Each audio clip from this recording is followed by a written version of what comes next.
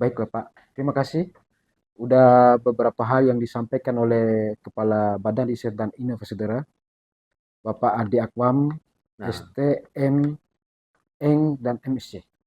ya, Baik, kita sudah mendengarkan pemirsa dari tadi. Ada salah satu poin Pak, sejak berdirinya Berita hingga saat ini, saya ingin bertanya, sejauh mana data-data riset maupun hasil yang dikumpulkan oleh Brida dari masyarakat maupun uh, instansi lain sampai saat ini, Pak. Dan seberapa banyak yang sudah bisa dimanfaatkan oleh pemerintah, khususnya untuk masyarakat, untuk pelayanan publik tadi. ya, sebetulnya sampai dengan hari ini ada beberapa riset ya yang sudah kita laksanakan. Ya, diantaranya adalah bagaimana kita melakukan riset apa sih eh, penyebab DBD misalnya. Itu yang Salah kita satunya lakukan di riset tentang DBD ini, Pak ya. ya.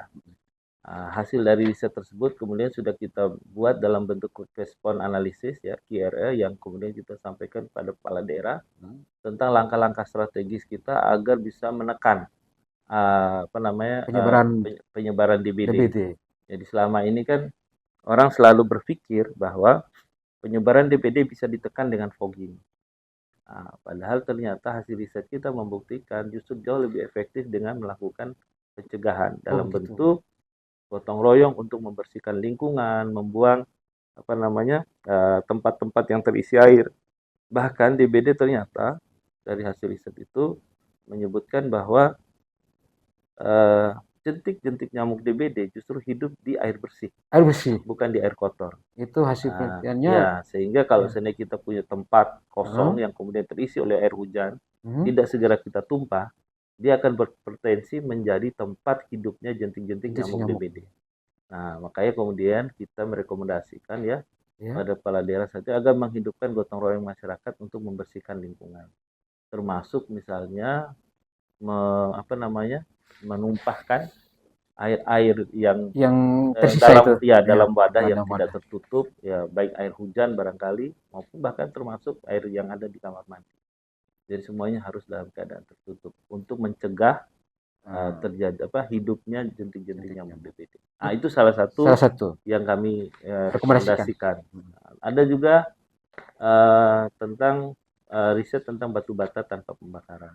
Nah, Hmm. ini juga sudah berhasil, ya tinggal kita nanti akan kembangkan lebih lanjut di tahun 2024 dengan apa namanya, memilih salah satu kelompok binaan yang akan dibina oleh Rida untuk pengembangannya.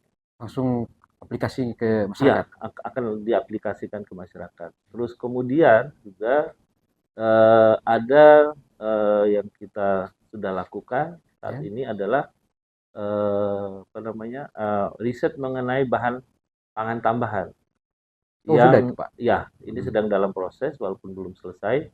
Jadi kita meriset semua jenis jajanan yang ada di sekolah-sekolah ya tidak Hmm. semua sekolah Tidak tentunya ada masuk. beberapa sekolah Sampel, tertentu bagi ya sampel. yang kita ambil sampel Hmm. untuk menguji apakah jajanan tersebut tidak mengandung bahan pangan tambahan yang berbahaya bagi anak-anak Iya, iya. siswa kita Luar itu. biasa. Terus kemudian juga kita sudah melakukan riset tentang kualitas air bersih. Jadi kita mengambil beberapa sampel ya, baik Hmm. yang berada di wilayah pesisir, wilayah tengah maupun wilayah hulu untuk mengetahui seperti apakah Ya. kualitas air yang saat ini dikonsumsi yang digunakan oleh masyarakat Kota Bima.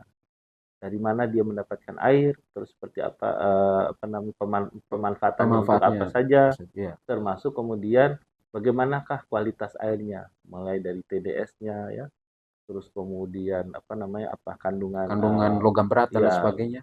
kimia maupun Kimia. biologi. Ini Jadi sudah itu dilakukan tapi hasilnya sedang dalam proses dan mungkin dalam waktu dekat akan selesai. selesai. Kita juga sedang melakukan riset tentang pengembangan briket. Briket dari apa bahan bongkol jagung yang kemudian campur dengan biji jarak ya. Oh, seperti apa Ya, tuh Pak? Bisa briket cerita? ini adalah bahan bakar yang bisa menggantikan arang biasa Mhm. uh, dan akan jauh lebih bagus hasilnya dalam proses pembakaran. Jadi kita dalam hal ini memang uh, melakukan proses ini karena lab kita terbatas, kita apa namanya menggunakan lab yang ada di Mataram, yaitu lab yang ada di UIN, Di WIN ya? Universitas Islam apa ya Islam Negeri, Mhm. juga di UNRAM. Luar biasa Pak Ya. Kiprah Brida. Kita juga ada joint research yang sudah kita lakukan. Dengan siapa ini Pak? Kita joint research dengan Universitas Negeri Malang, ya. Terus kemudian juga ada ITB, Universitas Institut Teknologi Bandung. Ada juga sebelumnya dengan mahasiswa dari ITN, ya, kita bantu, ya kita semuanya itu bicara tentang bagaimana mengkaji Teluk Bima. Oh, Teluk Bima. Teluk Bima yang kemarin Kan pernah terjadi ada sisnot ya, itu Pak. betul. Seperti apa hasilnya itu? Itu adalah Pak?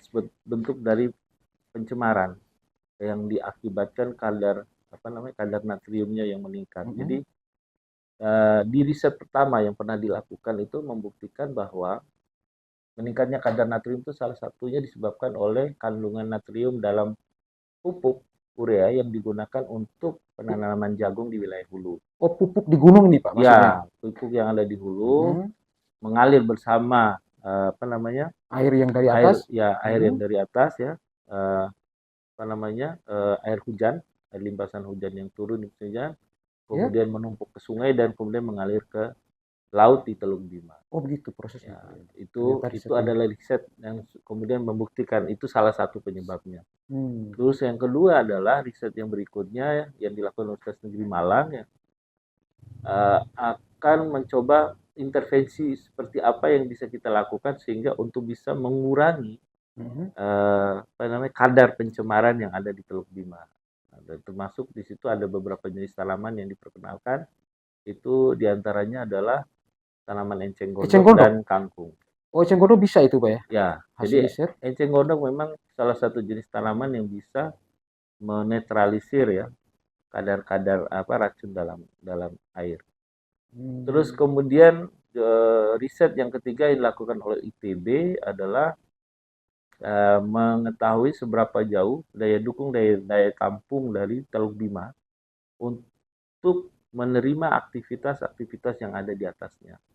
Dan mereka sampai akan melakukan simulasi jikalau seandainya keadaan Teluk Bima dan aktivitas di atasnya masih seperti saat ini, maka akan dalam beberapa tahun Teluk Bima itu tidak akan lagi mampu menjadi sumber kehidupan bagi masyarakat yang ada di sekitarnya.